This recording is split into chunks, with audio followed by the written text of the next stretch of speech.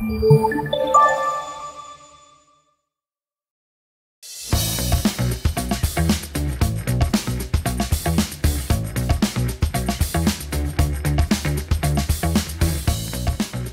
v sauně projektu What the Hut, který i přes svůj anglický název odkazuje na éru bývalého Československa, kdy málo kdo anglicky uměl, ale chatu měl každý a každý na ní jezdil. Jak jste na tento nápad přišla a s jakou odezvou se setkává? Tak my vlastne tvoríme tento projekt ešte s jednou kolegyňou, s Adélou Bačovou, ktorá práve navrhuje všetky naše krásne hudky, budky a sauny, ako ich nazývame. Takže ako vraciame sa práve ku ére toho chatárčenia z 20. storočia kvôli tomu, že všetky naše projekty sú navrhované so zámerom, aby zapadli do Česka a na Slovensko. Takže máme práve klasické áčkové tvary, potom máme napríklad typizovanú chatu, ktorá zapadá do záhradkárskych kolónií, takže sa snažíme naozaj čerpať tú inšpiráciu a potom ju pretaviť ale do něčeho modernějšího. Z festivalu architektury v Brně jsme se přesunuli v místě i čase do Lipnice nad Sázavou, kde vzniká jedna z realizací sauny projektu What the Hut. Nacházíme se na staveništi rekreačního objektu a protože chata bude mít černou fasádu, přizpůsobil se tomu i design sauny, ktorému vévodí monumentální okno. Takže zrovna tento typ sauny sme zvolili na tento pozemok práve kvôli krásnym výhľadom. Vlastne, keď sa pozrieme na celý pozemok, tak sa tiahne do údolia až ku prilahlému lesu. A práve kvôli tomu je aj týmto spôsobom sauna natočená, aby mala nerušený výhľad a hlavne v budúcnosti tam vlastne nikto nemôže nič iné postaviť. Zároveň to nie je vlastne jediná typizovaná sauna, ktorú máme. Ponúkame aj saunu s perforovanou stenou, ktorú sme si ukazovali práve na festivale architektúry.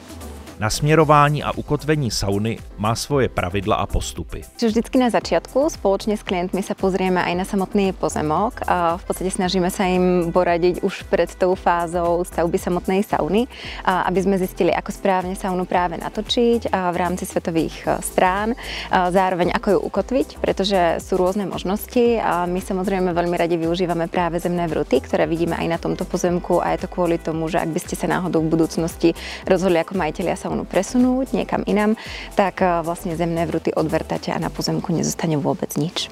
Ako sme sa bavili už aj na festivale architektúry, tak naše sauny vlastne staviame z masívneho smrekového dreva. Je to technológia, ktorou sa vyrába aj CLT systém, takže sú to masívne dosky, a vďaka čomu vlastne má veľmi minimalistický a čistý dizajn. Významný dizajnový prvek tvoří již zmíněné veliké okno. V tomto prípade vidíme okno, ktoré je kalené, je to vlastne ako kalené dvojsklo, ktoré vlastne ako nám umožňuje takéto ako veľké presklenie s výhľadom do okolia.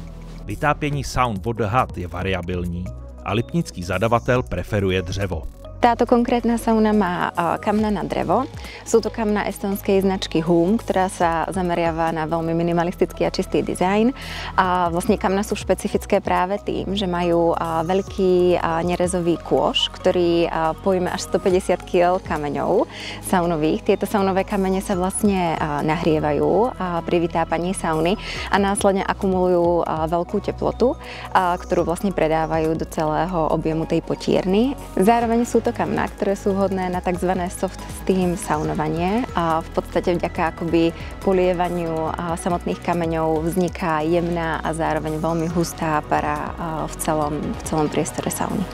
Nejen designem živ je saunér a pohodlí uvnitř potírny hraje zásadní roli.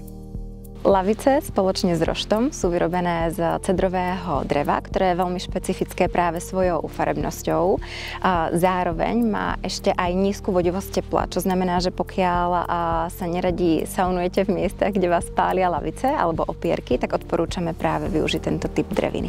Okrem toho je ešte vrchná lavica trošku naddimenzovaná, to znamená, že má väčšiu šírku než bežné lavice, ktoré dodávame a je to kvôli tomu, že sa obaja klienti veľmi radi saunujú vo vyšších teplotách, takže obaja chceli sedieť hore a zároveň vlastne toto zväčšenie lavice im ponúkne aj komfortné ležanie na vrchnej lavici.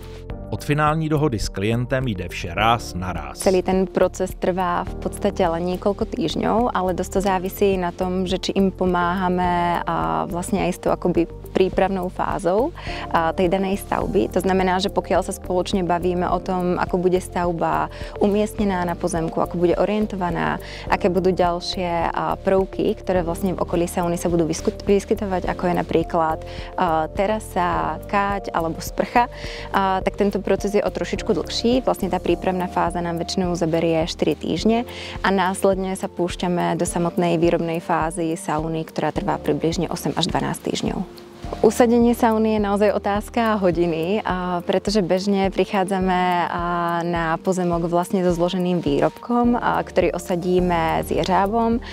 Pokiaľ to miesto vyžaduje, tak vieme zložiť saunu aj na danom pozemku. Väčšinou to vyžadujú práve miesta, ktoré sú, dajme tomu, v rodinnej zástavbe alebo niekde, kde je horšia prístupnosť, ale vo väčšine prípadov práve vozíme už kompletný produkt. To, co vidíme, ale samozřejmě ještě není finální výsledek.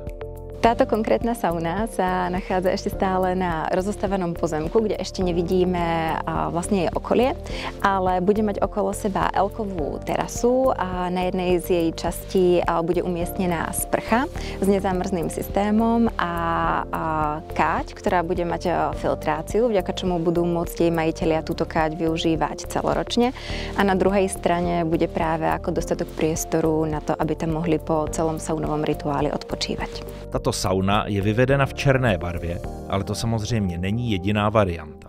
Máme 4 základné farby, je to vlastne akoby naturálne prevedenie alebo trošičku bielené, ktoré sme videli práve na festivale architektúry. A druhý typ je čierna fasáda. A práve v tomto projekte bola zvolená aj kvôli tomu, aby korešpondovala s fasádou samotnej chaty. A potom máme ešte 2 farby, čo je zelená a červená. Každopádne sme schopní namiešať akúkoľvek vlastne farbu zo vzorkovníku RAL, takže tá sauna môže byť naozaj dokončená v rôznych farebných paletách.